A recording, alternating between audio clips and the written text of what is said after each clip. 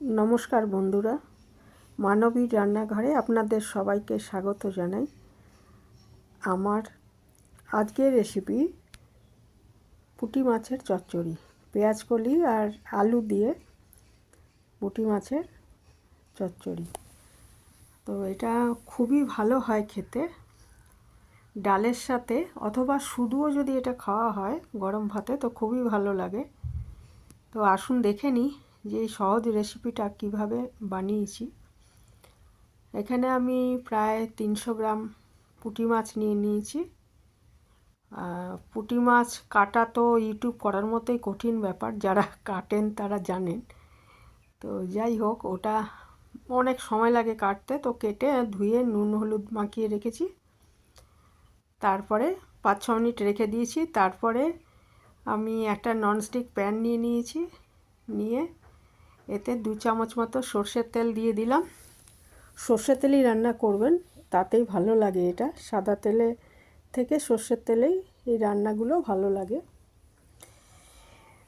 তো তেলটা খুব গরম হয়ে গেলে তারপরে আঁচটাকে কমিয়ে ওই মাছগুলো আস্তে আস্তে দুটো খেপে আমি ভেজে নিয়েছি। প্রথমে এক পিঠ ভালো করে ভেজে আবার উল্টে দিয়ে আরেক পিঠও ভালো মতো ভেজে নামিয়ে নিয়ে সেই তেলটার মধ্যে আবার বাকি মাছগুলো ভেজে নিয়েছি। এটা না ভেজে করা যেত, কিন্তু ভেজে নিলে একটু ভালো হয় আর কি। আর না ভেজে যদি করা হতো তার থেকে একটু ভেজে নিলেই এটা, যেমন ছোটো মাছ অনেক সময় আমরা মশলা মাখিয়ে করি, সেটা পাতুরি যে করি আর কি, তো সেটা ভাজা হয় না মাছটা। কিন্তু এই পুঁটি মাছটা একটু ভেজে নিলেই ভালো হয়। তো এটা ভেজে নিয়েছি। সব মাছগুলোই আস্তে আস্তে ভেজে নিচ্ছি। ভেজে তুলে রেখে আবার এক খেপ মাছ ভেজে নিচ্ছি। আর এই মাছগুলো ভাজা হতে হতে ওইদিকে আমি পেঁয়াজ কলি আর আলু কেটে নিয়েছি। আলুগুলো সে আলু ভাজার আলুর মতো করে কেটেছি, আর পেঁয়াজ কলিগুলো একটু ওই আলু ভাজার সাইজেরই ওরকম শেপে কেটে নিয়েছি।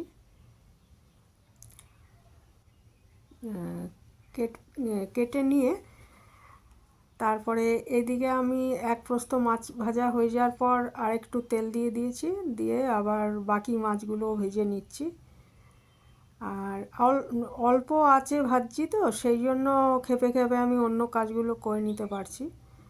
এই যে এক প্রস্থ মাছ ভাজা তুলে নিয়েছি, নিয়ে আবার এখানে আমি বাকি মাছগুলো দিয়ে দিয়েছি। আর একটু তেল দিয়ে সে তেলটা গরম করে তাতে বাকি মাছগুলো ভেজে নিচ্ছি। আর এখানে আমি এই মাছ ভাজা পুরোটা হয়ে যাওয়ার পর যদি দরকার লাগে তাহলে একটু তেল দিয়ে দিতে হবে সামান্য, দিয়ে একটু কালো জিরা ফোড়ন দিয়ে দিয়েছি। দিয়ে ওই পেঁয়াজ কলি আর আলু কেটে ধুয়ে রেখেছিলাম সেটা একসঙ্গেই দিয়ে দিলাম।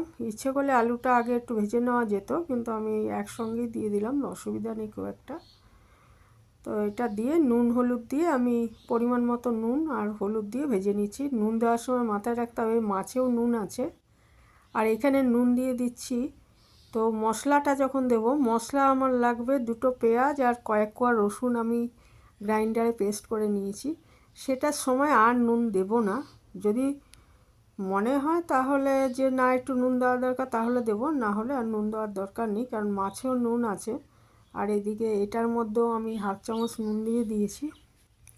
তো কতটা পরিমাণ করা হচ্ছে তরকারি, মাছ কতটা পরিমাণ, এর উপরে তো নুনের পরিমাণটা নির্ভর করে। কাজেই পুরো আমি সেটা বলতে পারলাম না যে কতটা নেবেন, তো একটু বুঝে নিতে হবে। আর ওই আলু আর ইয়েটা ভাজার সময় আমি 3টে কাঁচা লঙ্কা দিয়ে দিয়েছি চিড়ে। আর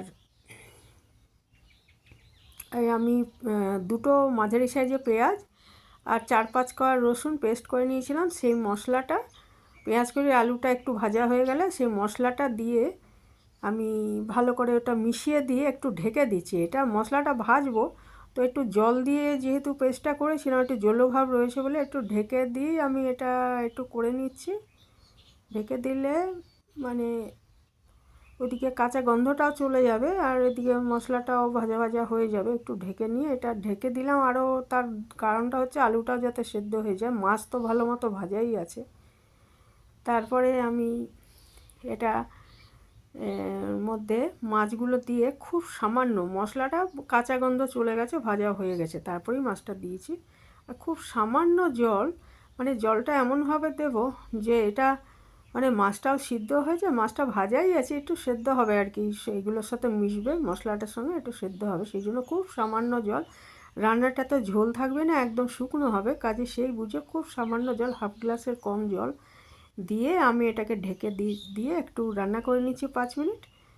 তারপর ঢাকাটা খুলে আর আমি ওটা ঢাকবো না, জলো ভাব থাকলে সেটা একটু শুকিয়ে নিলেই ব্যাস আমাদের পুঁটি মাছের চচ্চড়ি রেডি। ভীষণই সুস্বাদু হয়, কারা এইভাবে বানান কমেন্টে জানাবেন। আর আজ এখানেই শেষ করলাম, ভালো থাকবেন সবাই।